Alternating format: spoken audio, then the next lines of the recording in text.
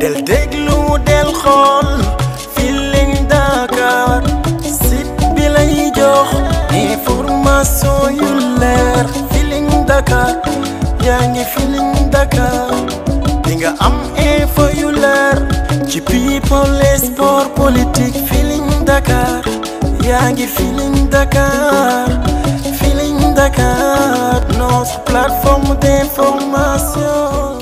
wala boog gars yi tey nag Femways dafay changer jargon waaw style bu bees tàq lay indi lu ko waral dañu nar a waxtaanee rap galsen fii si biir Paris ku ñuy dalal suñu benn bureau boo xamante ni dafa nekkoon Sénégal di bay waaram bu baax si rap bi hip hop bi léegi nag mi ngi basé wu France depuis quand depuis 2005 di si def lu nice si hip hop bi moom laa di faral invité tey kooku mooy kan kooku mooy Tcheki Blaise dama koy bàyyi mu présenté wu après ñu doog a xuus si biir waxtaan bi bureau ñoo def.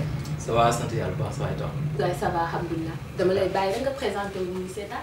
waaw donc di la nuyu déjà et puis di nuyu téléspectateurs yi ñu di seetaan moi c'est Tcheki Blaise artiste hip hop sénégalais.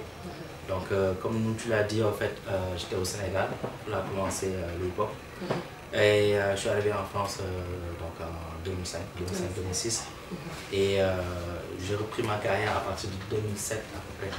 Donc voilà, et depuis lors ñu ngi ici di teg ay jéego. On a sorti un album qui a fait partie des meilleurs albums au Sénégal en 2012. On a fait une tournée etc. entre Sénégal, Allemagne, Belgique ak yeneen dëkk fii France aussi donc voilà, on est là en train de défendre le hip hop galsen. D'essayer de faire relever le drapeau de la musique sénégalaise du hip hop plus précisément waaw di ko représenter et di ko teewal saa su ne. waaw comme ni nga ko waxee nag tu l'as dit mais tu l'as dit un peu avec modestie man damay dugg si biir parce que da nga ne da nga def album da nga gagné benn award en 2012 si album boobu. award du meilleur album. exactement parce que loolu dafa am loo xamante ne dafa bokk si sa palmarès dañ ko war a wax. n'est-ce pas voilà mais balaa ñoo commencé rek dafa am lu ma la bëgg a laaj parce que. yow yaa ngi tudd Cheikh Mbaye. c'est ça. Tcheki Blaise fu mu jógee lan mooy origine bi. Tcheki Blaise donc en fait Tcheki Blaise ça vient de Cheikh man tous mes oncles boo nekkee xale yi m'appelaient Tcheki Son Tcheki Boy affaire yooyu. Donc quand j'ai grandi j'ai gardé le nom. Et Blaise aux États-Unis ça veut dire feu. Feu. Donc quand quelqu'un est très chaud gaaw tàng et cetera on l'appelle Blaise. Et j'ai un bon ami qui m'appelait Blaise parce que temps booy bu doon histoire booy. Donc quand j'ai grandi ces deux noms yi nga xam ne ça m'avait marqué donc j'ai gardé ces deux noms là. Qui a donné Tcheki Blaise. Tcheki Blaise naturellement. D'accord yow tu es arrivé en France en 2005 n'est-ce pas. voilà mais 2006. Ouais. D'accord mais bala ñoo dugg ci France dañuy des tuuti Sénégal. sa carrière nan la tàmbalee exactement.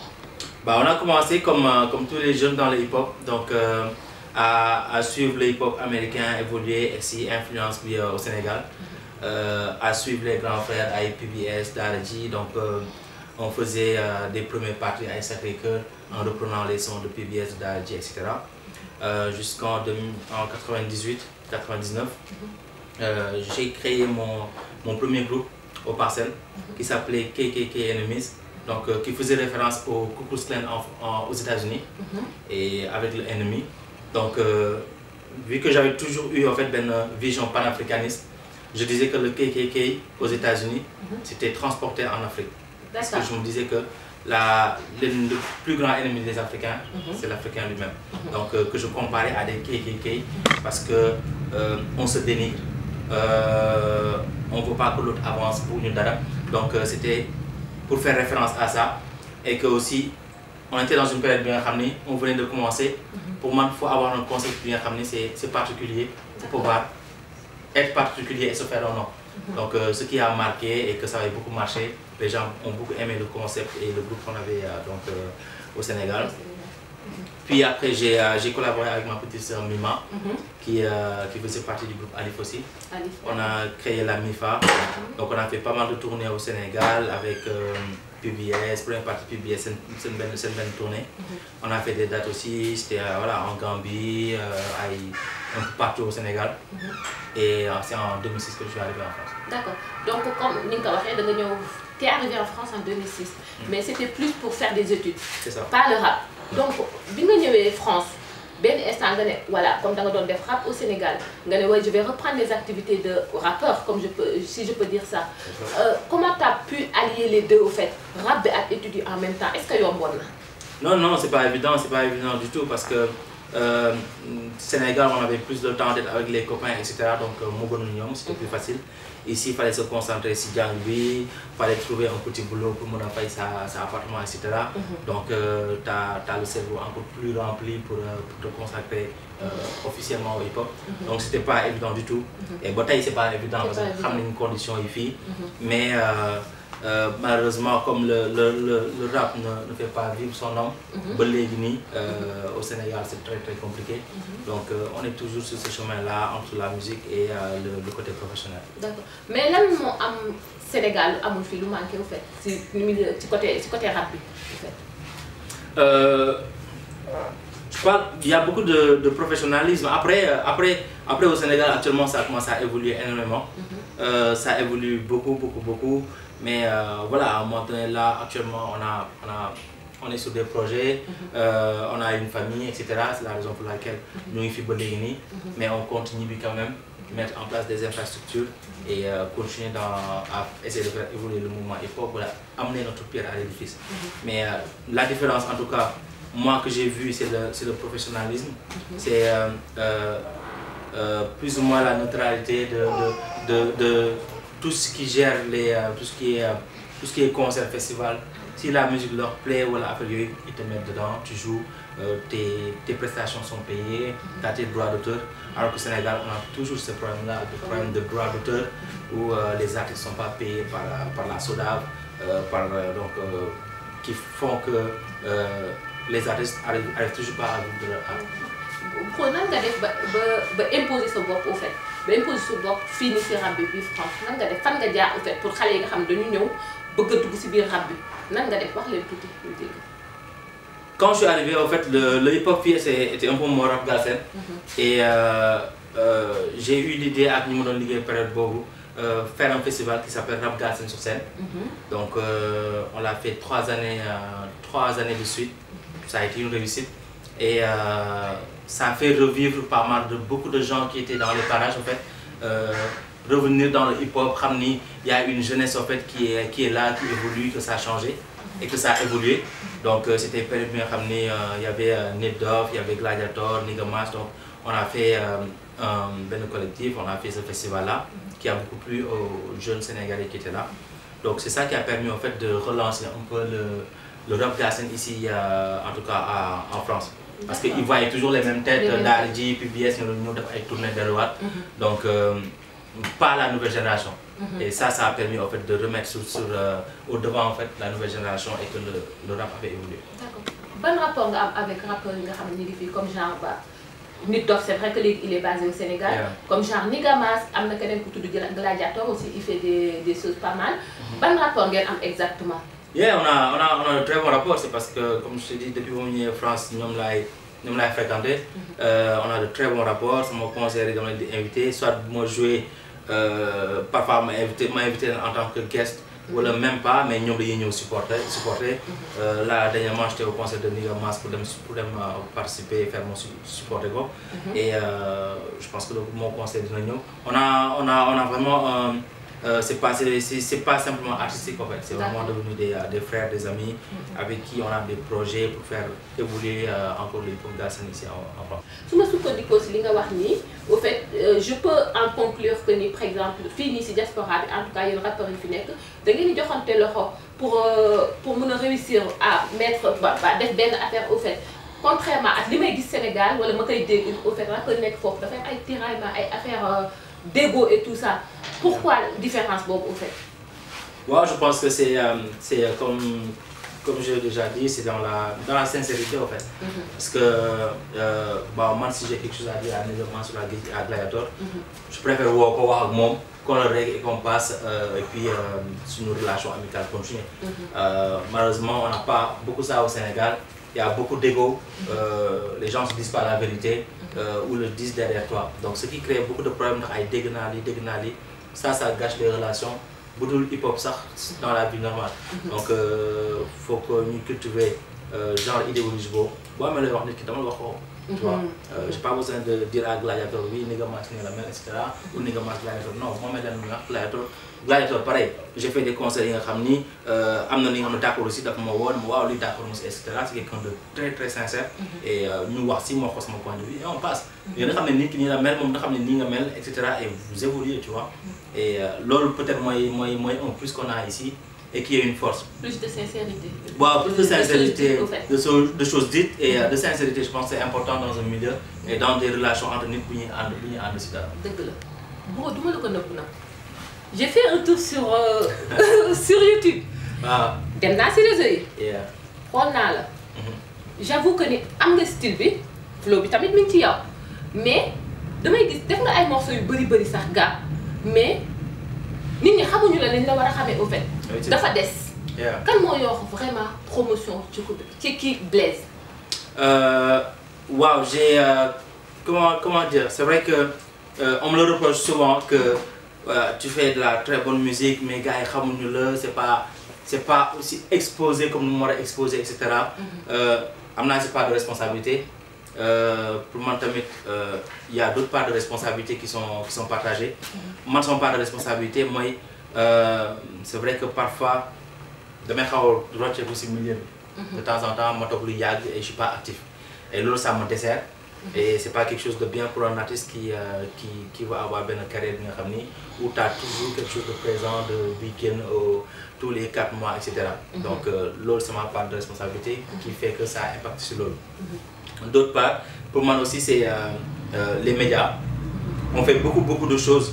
Les médias ne les relayent pas, sont pas au courant parce qu'il faut être ami avec l'un, il faut être ami avec des autres. Il y a beaucoup de copinage dans le rap cassette. C'est-à-dire comme des trucs aussi simples. J'ai gagné un concours ici en France avec Tamanoir qui a fait que j'ai fait la première partie de beaucoup de grands rappeurs américains comme Underground, comme Jerusalem Damaja, c'est les protégés de Guru, ils sont hyper respectés à New York. Master Ace qui est un dieu à New York, hyper respecté. MOP, etc. J'ai fait la première partie de Father Freddy à Nanterre. Voilà, c'est des trucs qui les médias ils me suivent sur Facebook, mais jamais nous relèvent. Mais bro, man dégguma loolu dama dégg ñu ne rappeurs yi nekk fii si diaspora bi dañu yëg seen bopp dañu bëri ego loolu moo waral par exemple la presse ne vous suit pas en tout cas. Waaw bof c'est des idées reçues en fait parce que voilà comme Sénégal de toute façon on se dit que boo jugee France wala boo jugee Europe da ngay ñëw di leen jaay affaire wala affaire yooyu. Donc préjugé la en fait sans xam artiste bi parce que je pense que moi les artistes les plus simples que j'ai rencontrés fii lañ nekk quoi. Parce que xam nañ lan mooy coono artiste xam nañu lan la ñuy daj et déjà pour avoir le public pour avoir la salle pour avoir ce qu'on veut ñun ñooy taf suñu affiche bopp démb maa ngi doon taf sama affiche bopp fii. Quand on fait un concert plusieurs de mes concerts c'est moi qui ai écrit et invité des artistes yu nekk à Paris ou hors de Paris. Donc j'ai eu à côtoyer beaucoup d'artistes yoo xam ne man maa ngi bindal suñu bopp. ba may dem Sénégal wàcc dem nuyoo ay artistes woo leen et cetera. Donc pour voir simplement en fait que c'est des idées reçues. Après gars ils ont des appréhensions si ku jógee Europe pour ñëw dañuy on se la raconte. Et puis pour man idéologie pour man un artiste qui doit se la raconter mooy un artiste koo xam ne tabaxal na immeuble yaayam. Avec l'argent de la musique. Tu peux pas te la raconter alors que tu vends pas des disques d'or. Donc rap bi doxul amul xaalis. Non amul xaalis bi mu war a am bi nga xam ne bi tax les gens doivent se la raconter. Pour moi. Donc pour moi c'est ce manque de respect à soi. Les gens c'est qui les gens? Quand je parle des artistes bu fekkee idée bi ñuy wax le fait que ils se la racontent. Y en a aussi parce que man artiste là parfois tu parles avec un artiste. man ngay wax ak benn artiste sax mu lay jaay affaire. Alors que li nga def moom yow deful xaaj bi wala et cetera. li nga gagné si xaalis si hip hop gagné ko xaaj bi. Donc c'est des idées yoo xam ne am na fii mais aussi c'est pas tout le monde c'est vraiment très peu de personnes et c'est pas une raison de généraliser et parfois idée boobu moom c'est une fausse idée en fait ndax gars yi fii sont vraiment simples xam nañ lan mooy àddina ils ont galéré on a galéré on galère toujours donc franchement gars yi wàcce seen bopp. ñu wàcce seen bopp quoi. C'est qui Blaise. On va parler un peu de toi et de tes projets. Yeah. Podium exactement. Wow, là actuellement j'ai envie de mettre les bouchées doubles comme on dit, parce que j'ai eu beaucoup de reproches. Comme tu l'as dit, que je suis pas souvent au Sénégal, je suis pas très actif, il n'y a pas de son qui s'enchaîne, c'est-à-dire que comme la nouvelle génération qui est très active sur les réseaux sociaux, clips, etc. Moi, machallah, les clips sont à 1 million de vues, etc. Donc, moi, je suis très resté dans le old school, donc je suis pas très réseaux sociaux, je suis pas très communication, j'ai pas une bonne équipe de communication, j'ai pas d'équipe de communication. Cet album-là, on a envie de changer ça. On a envie vraiment d'aller dans un truc beaucoup plus professionnel, beaucoup plus constant, avec des clips qui vont sortir enfin assez souvent en tout cas. Là récemment, il y a un clip que j'ai tourné à Londres qui est sorti, ALDC, donc qui est sorti il n'y a pas longtemps. Là, il y a un autre clip qui va sortir avec un rappeur qui est à Londres aussi, sur son album, qui fera partie de mes guests en fait à mon concert. À mon concert ici à Album. Concert de quand? Le 30 mars, samedi 30 mars. Donc samedi 30 mars, vous avez des concerts. C'est le concert, le Prélude Show. Donc c'est pour vraiment inviter le public qui est ici à Paris, leur faire découvrir en fait le travail qu'on a eu à faire depuis un moment. Donc je n'ai pas l'album ni un projet, donc ça fait mon dernier projet il est sorti il y a 2 ans, c'est la mixtape Sophie. Et là en fait c'est pour leur présenter les nouveaux morceaux d'une box album et tout ce qu'on a bossé pour que nous puissions évolution vie et se préparer à ce qui va venir. D'accord. Ce public là la ñuy xaar exactement. Wow, comme je dis, que je sois beaucoup plus constant et que ce soit encore plus professionnel et que le travail soit encore beaucoup plus élevé. Pour mon artiste, il faut savoir se dépasser, accepter les critiques, donc j'ai écouté, j'ai vu les critiques, j'essaie d'évoluer et j'ai beaucoup bossé pour ça. Et je pense qu'ils seront beaucoup surpris si les voient. D'accord. Légui, bro, dañuy taxaw tout ci événement bi. Yes. Le 30, fan la exactement. Le 30, ce sera samedi 30 mars, donc ce sera au centre Curial, 16 rue Colette Magny dans le 19e. Ah, 19e. Donc voilà, dans Paris, métro Stalingrad. Il faut faire concert samedi 30 à partir de 20h. À partir de 20h. D'accord. Public bi na la ñëw ci concert. Lo leen réserver. On le réserve un vrai show. Un vrai show, Inch'Allah, avec des guests de haut niveau. Comme je l'ai dit, c'est pour présenter aussi les nouveaux morceaux qui ont boxé album avec le morceau de mélanger avec les morceaux parce que nous avons les tamit. Faut qu'on paye après. Il y aura juste quelques morceaux pour leur donner un avant-goût de l'album comment il sera. Sinon, il y aura mes guests qui vont venir. Il y aura Flair qui est l'artiste dont je parlais qui est à Londres. Il sera parmi nous. Il y a Bida Soufi qui est à Oslo, en Norvège, avec qui je travaille aussi, donc qui sera parmi nous. Il y aura un artiste sénégalais qui est là, qui n'est pas très connu, mais qui est très très bon, c'est un gars que j'apprécie beaucoup, Rose. Et il sera parmi mes guests sur la première partie. Et il y a un invité aussi qui vient des États-Unis, Léon Bassen, qui sera là pour sa promotion et qui fera partie des guests ce jour-là. Donc voilà, il y aura ces artistes-là et je leur prépare aussi un show. Donc, le 30, du yombo. Au fait, le 30, ça va être le feu, comme on dit. Yeah, blaze, comme tout. Parce qu'on concert, concert, je me donne à 300%. Ça se fait concert, je pense que le public il est assez satisfait. Donc, on va encore essayer de monter encore le niveau encore plus haut, Inch'Allah. Bro, je pense qu'on va s'arrêter là. Mais voilà, ñuy dem nak dafa am lu tout lu ma la bëggoon laaj nga wax ci sa xalaat. Parce que dama gis temps yi tout à l'heure on a parlé des rappeurs, relations yi ngeen am yéen ak Sénégal, rappeurs yi fa nekk, relations yi ñuy am. Temps yi ma gis Canabasse. Omzo Dollar, ku ne Omzo Dollar nekk Canabasse parce que Canabasse il était là quand il venait de commencer. ñoom ñaar ay xarit ak ay gaañ la. Quand il me dit que nous sommes clashante, ku wax jox sa morom, loolu lan moo ci sa xalaat? Sama xalaat mooy après si hip hop la bokk. Malheureusement si hip hop la bokk si dund la bokk, c'est-à-dire yenn saa di nga ànd ak nit ngeen même pas si côté musique ngeen màggandoo ngeen nekk ay xarit et après il y a des problèmes entre vous. Ku nekk di wax. Après ku nekk ak tempérament nu koy gérer. Ñenn ñi préfèrent gérer ça calmement wala ñenn ñi bañ a tontu. j'ai vu que Canabasse il a fait une sortie pour dire ay xalaatam il a ses raisons. Tu lui donnes raison alors? Non, j'ai dit il a ses raisons. D'accord. Parce que man ba ñuy ànd ñoom ñaar fekkeewu ma.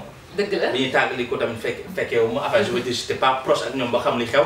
donc ils ont leur raison défendre ma si kenn mais clash hip-hop la bokk. après na rafet rek waaw.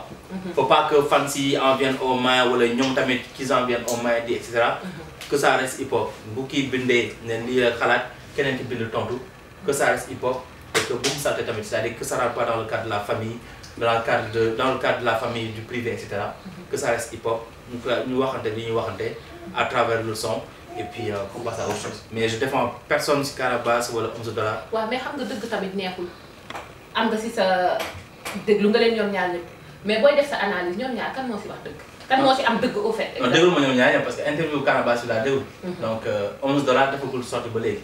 donc déglu ma le point de vue de Omzo Dollar bu Canabasse laa déglu. après moom par rapport à son interview mu ngi ci dëggam parce que il sent que voilà l'autre aurait dû être beaucoup plus reconnaissant. Il a ses raisons. Donc tu es d'accord avec lui? noo gisee sorti moom. non gis naa sorti c'est sincère. c'est sincère. Si c'était toi c'est ça que t'allais faire? man je sais pas ce que naa ko def rajo bu ñu ma posé une question rajo peut-être naa ko def. mais j'irai pas rajo juste pour def loolu après bu ma posé rajo naa wax tamit parce que je dis les choses telles qu'elles sont. man moom je dis les choses moo tax animateurs yi ak journalistes parfois bëgguñu ma parce que je dis les choses telles qu'elles sont voilà. ni nga waxee dafa mel ni Canabasse nga. non pas bu fekkee Canabasse moo nekk si dëgg ku nekk si dëgg daal man laay àndal. kon Canabasse moo nekk si dëgg. je sais pas ndax moo nekk si dëgg après moom wax na lu mu xalaat et c'est pas mon histoire en fait j'ai pas envie de rentrer de la technique moo xam c'est deux artistes que j'apprécie énormément qui ont beaucoup de talent et qui ont beaucoup apporté au hip-hop galsen. donc comme nous l'avons dit nañ ko régler nicement que ça reste hip-hop dans le son et que ça rentre pas dans le privé. D'accord, bah c'est bien. Donc je te laisse faire ton dernier mot. Donc je le remercie encore yow bu baax. donc waaw di le remercier toi aussi.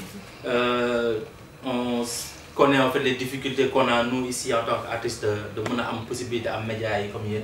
donc c'est une chance pour nous de le remercier de remercier ses équipes. donc di leen jox rendez-vous le samedi 30 mars. Centre Curial donc dans le 19e. et que naa leen présenter album bi di waaj a génn. et donc du big up en même temps IS 814 qui gère en fait tout ce qui est artistique de l'album. donc on le connaît par ses titres Nos, le son Idole. C'est un rappeur en même temps ingénieur son et il fait des prods de malade. Donc c'est lui, avec lui j'ai rebossé tout l'album et il est en train de faire un truc de malade sur l'album et je pense que l'album promet vraiment. En toute modestie et puis xam nañu vraiment job nañu. Je pense que public bi vont aimer inchallah, j'espère en tout cas de tout cœur. mais ici est en train de faire un travail de malade. donc di ko big up aussi en même temps et di big up sama team. et di leen jox encore rendez-vous le 30 bu leen ko rater ce sera le show sur Paris. Checky Blaze Prelude Show le 30 ak Femways ak toute la team xam nga ñoom gars yi yëpp nekk fii nii ñoom seeni gars yi yëpp ñëw xam nga Sinaay ñëpp si biir ñu ñëw ci boobu def ko un concert de malade et représente hip hop Galsen encore c'est pour soulever le drapeau du rap Galsen et merci encore de m'avoir invité cette émission. en tout cas fi nga jeexalee foofu laay tàmbalee ñun ñëpp sama équipe Feeling Dakar ñoo ngi lay remercier bu baax a baax et on te promet qu'on sera là le samedi 30 Inch'Allah. Oui. Avec plaisir, Inch'Allah. Moi Femways et toute l'équipe de Feeling Dakar on sera à la salle Curial le samedi 30 au concert de Checky Blaze. En tout cas dañ lay remercier di la wax ni ça a été un plaisir de te recevoir. Merci beaucoup. Merci à toi, merci à tous les. Check comme ni ñu koy defee ba lii la.